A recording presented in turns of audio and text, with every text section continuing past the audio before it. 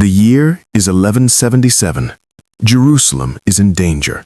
Saladin has united the Muslim world under a single flag. Egypt and Damascus follow his orders. Now he rides north with a force so large it darkens the horizon. Mamluk cavalry, Kurdish horsemen, infantry made tough by desert war. Every report agrees Jerusalem cannot meet him in the open field. Saladin is 39 years old. Brilliant and patient, he has burned the coastal towns, tested every garrison, and now turns toward Jerusalem. Weak, divided, led by a king barely more than a child. Inside the city, panic spreads.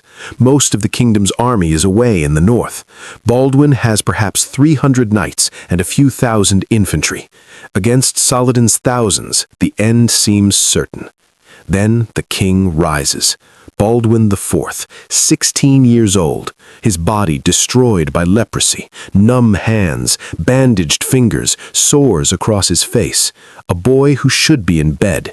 Instead, he stands. We ride today, every man who can sit a horse.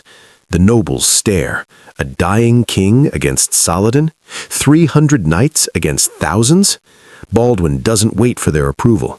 Bring my armor, my horse, and the true cross. He understands what fear has made others forget. When darkness comes, you do not count odds, you charge. Word spreads through Jerusalem. The Leper King rides to war. Templars form ranks instantly. 80 knights in white robes with red crosses. Officers shout orders. Sergeants grab weapons. The city watches as Baldwin mounts his warhorse, gripping the reins with hands that barely feel. He rides because he is the king. He rides because Jerusalem is his to defend. Baldwin reaches Ascalon the same day Saladin does. He advances, sees the overwhelming numbers, and pulls back into the city. Saladin assumes the boy king is finished and turns toward Jerusalem. His army scatters across the countryside, raiding, plundering, relaxed. No one believes any Christian force can threaten them. But Baldwin is not finished.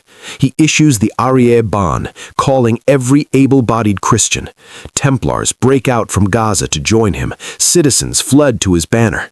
By the time he rides north again, he commands perhaps 500 knights and several thousand infantry.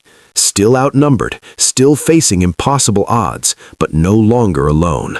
Then the scouts arrive. Saladin's army is stretched out over miles, small groups raiding, others marching, only a fraction near the Sultan himself. Baldwin sees the opening instantly. Where is Saladin? Near Montgisard, 5,000 to 8,000 with him, unprepared. Then that is where we go. It is madness, but a madness with hope is better than certain death behind Jerusalem's walls. They march east. As the afternoon light fades on November 25th, the Christians reach high ground overlooking a broad valley.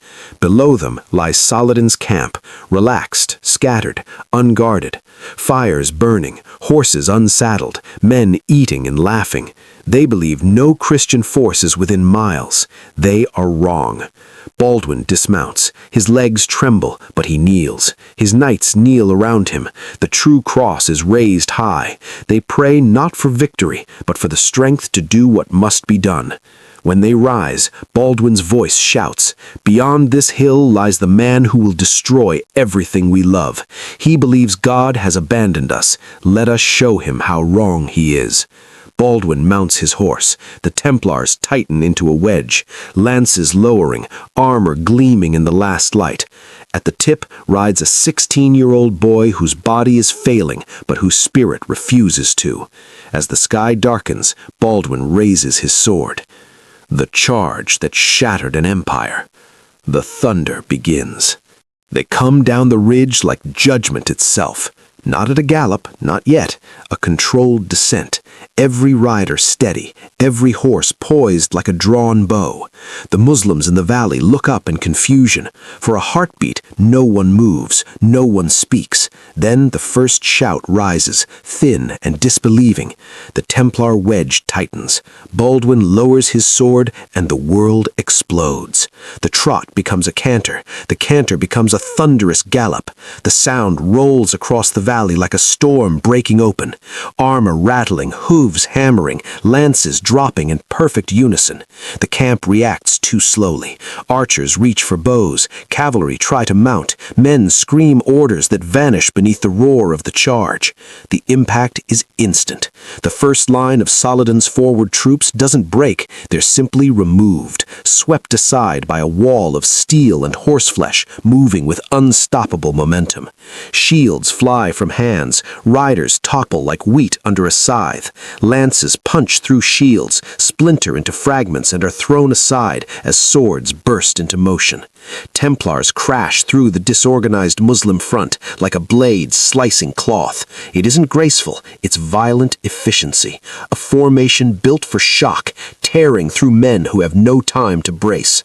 Odo de Saint-Amand rides at the heart of it, his voice lost in the roar, but his presence guiding the wedge like a keel through water. His sword rises, falls, rises again, every movement purposeful, nothing wasted. Baldwin rides just behind the tip. Pain claws at him with every jolt of the saddle, but the charge carries him, lifts him, becomes something larger than flesh. The sun flashes off his sword, turning it white-hot. A cluster of Kurdish cavalry tries to countercharge. Too late. The Templar wedge strikes them at an angle, ripping straight through their line. Horses twist aside, riders spin, formation collapses. A few manage a counterstrike, blades glancing off armor, bouncing from shields, but they're swallowed by the momentum, pushed back, pushed under. The Muslim camp dissolves into chaos, tents collapsing under pressure, camels panicking and bolting, supply carts overturning. Shouts turn to roars, roars to panic. The Christians don't slow. They press deeper, carving lanes through the camp, splitting units apart faster than they can form. Saladin appears at last, astonished, surrounded by guards who drag him back as the wedge tears closer. He tries to rally his men, but shock has already hollowed them. No one expected a charge here. No one expected 500 to attack 5,000. No one expected the Christians to move like this. The Templars hit Saladin's guard. This finally is resistance. Disciplined soldiers locking shields, leaning into their spears, absorbing the full weight of the charge. Horses rear, knights slam shields into faces. The wedge bunches tight as pressure mounts from all sides. For a moment, the momentum falters, not breaking, not failing, just tightening, sharpening, turning the wedge into a grinding engine of steel. Then the break happens. Not dramatic, not loud, just the sudden inward collapse of Saladin's guard as a single gap opens. A shield knocked aside, a horse stumbling, a momentary lapse. The Templars take it. They push through the gap like water through a cracked dam. The guard folds, the circle dissolves. Saladin is pulled onto a camel and rushed away, his personal guard scattering as the Christians carve straight through the center of the camp. The collapse is immediate. Units flee in all directions. Commanders shout to regroup, but the valley is already lost. 500 men against an army 10 times their number have shattered it in a single impossible charge. The breaking of Saladin's army. The Christians do not pursue far. They don't need to. The valley is already breaking beneath them. Smoke hangs low over Montgisard. What was once Saladin's confident army is now a scattering of riders dropping shields as they run. A few pockets of resistance try to form on the rises, small knots of Kurdish cavalry, desperate archers behind overturned carts. But every attempt collapses the moment the Christians turn toward them. No formation survives contact. No line holds. Odo pulls the Templars tighter, discipline replacing fury. Their horses slow, the thunder fades, and at the center of it all rides Baldwin. Or tries to. Every jolt of the saddle, pain claws at him with every jolt. His right arm trembles each time he lifts his sword. His vision blurs, the reins slip. He sways once, twice, then he falls. 2 Templars catch him before he hits the ground. Dust clings to his bandaged face as he lies motionless, too still, too pale. For a moment the valley holds its breath. Then his eyes open, flickering, searching. Did we win? Odo kneels beside him, voice breaking. Yes, my king, you shattered them. The cost of victory. Dawn breaks over Montgisard. The light reveals the cost. The Hospitaller Grand Master Roger de Moulin will later report 1,100 men killed and 750 wounded. Heavy casualties, but against the destruction of Saladin's invasion, a price Jerusalem can bear. The surviving Christians walk among the fallen. They close the eyes of brothers, speak prayers over bodies. These men who bled for Jerusalem now rest in the land they saved.